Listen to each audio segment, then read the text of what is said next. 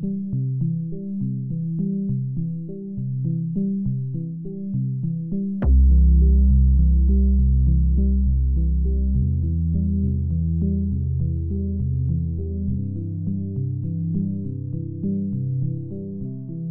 dance makes you feel something that's unreal because obviously you're using equipment that's not as natural as other sports, and so especially when you're on the spinning pole and you're free falling or free spinning, you just feel that weightless feeling that gives you all the energy you want. You just feel very liberated, and it's not in the same sense when I do ballet or contemporary dance. It's much more about myself, much more about discovering who I am, much more about discovering other types of dance as well, because pole is so versatile. So it's definitely a feeling you won't get in any other sport.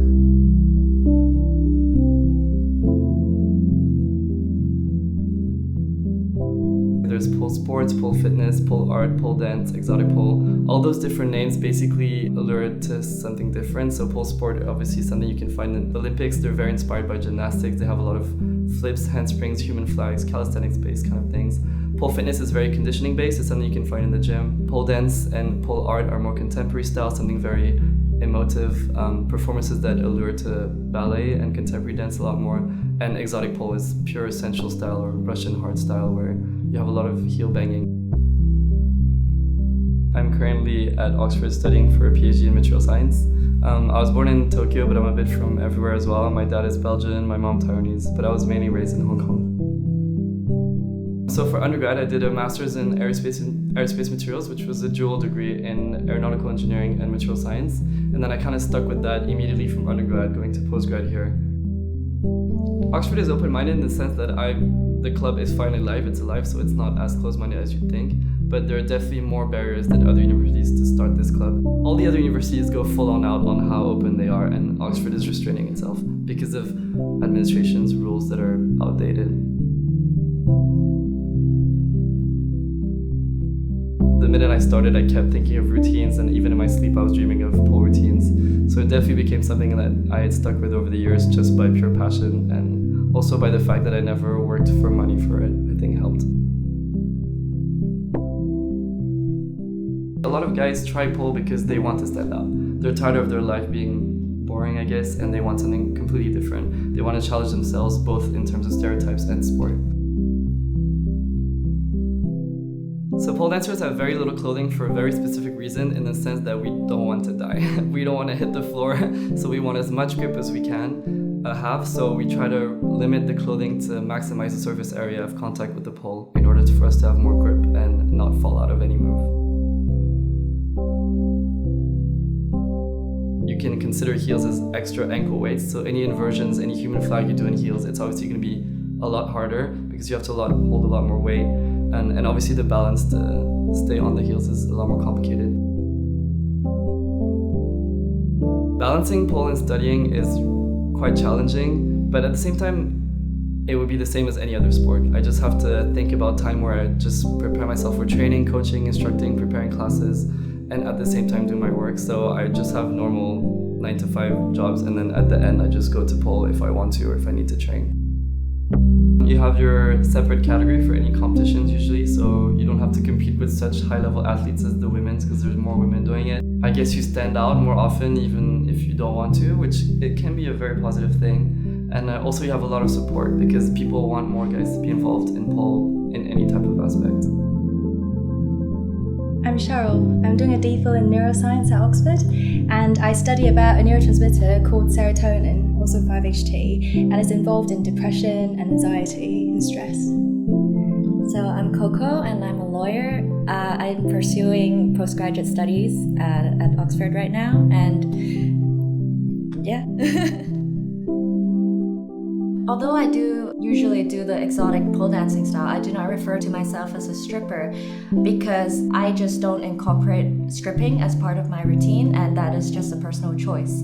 I have utmost respect for dancers who do. I mean, to have that confidence and be so comfortable with your body that you can display your body in such a way, in an artistic way, in an athletic way, I think that is very impressive. A few of my friends actually have gone into full-time stripping from starting pole, which is obviously not a problem at all. I did part of my master's at MIT, and actually when I went to studios there, Half the people I met were all strippers who were studying at MIT, doing amazing degrees, and also full-time strippers. And so it empowered me when I met them, and they're still all my good friends, and I just wish the same for everyone else. I was trying to use words like aerial arts, aerial dance, to, I guess, mask the stigma of pole dancing being very related to stripping and very sexy, of women wearing very few clothing items.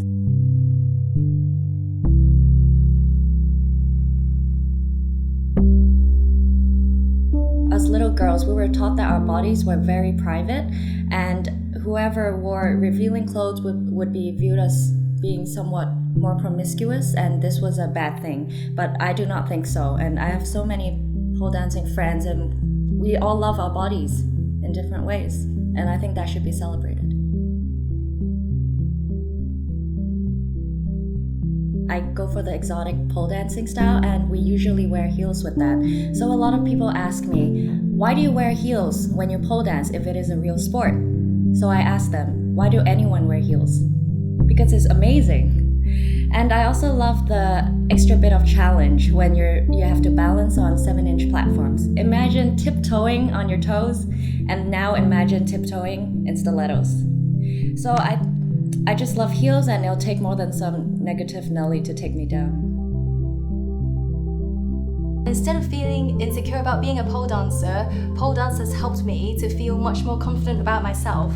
And I don't think it's because I feel more beautiful since I've started pole dancing. It's more because it's made me stronger, and that makes me feel a lot more confident and even less insecure about myself.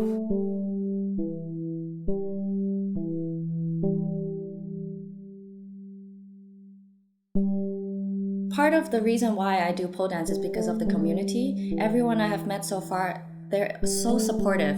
Whether you do it well, whether you can do better, they all always encourage you and push you. I agree. Like, honestly, my biggest supporters are you. The community is really nice, and there's no such thing as being, in my opinion, jealous of another person when they can achieve something that you can't. Everyone's just really, really supportive, and if you can do something that they can't do, they're genuinely really, really happy for you, and I really appreciate it. As president, I like to push my team to perform their best, to show them that pole is a versatile discipline, to show them that pole is something you can aspire to do professionally if they wanted to. So my philosophy is very much getting more and more people involved, and once they get involved, treating them as if they were about to become professionals. My most intense injury, I'd say, was tearing my whole oblique muscles during a Pegasus.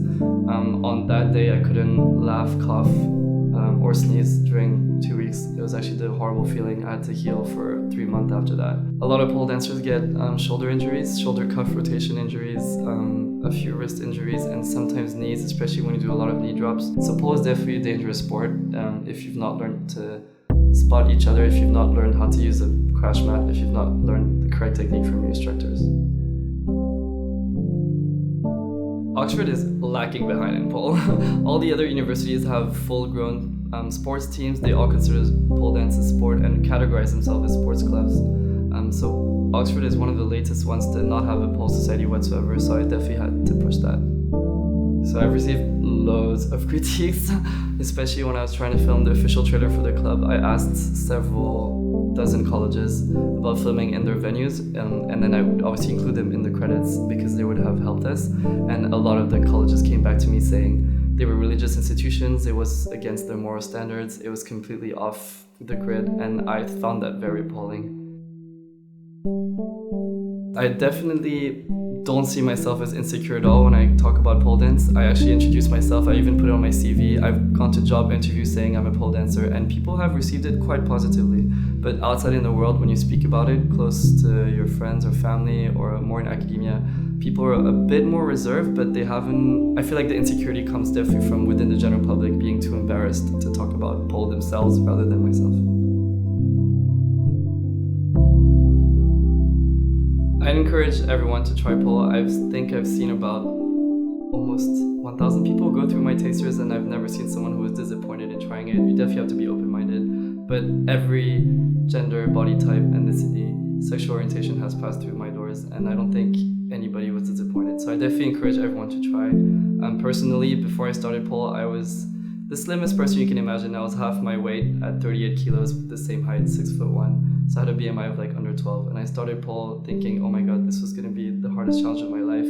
Fell in love with it, everybody was supportive. Nobody cared about what I looked like or who I was. And fast forward to now, and I'm double my weight, but very happy with my body, regardless of what it would have changed or not changed. So I definitely encourage absolutely everyone to try pole, and if they're disappointed, they can come back to me.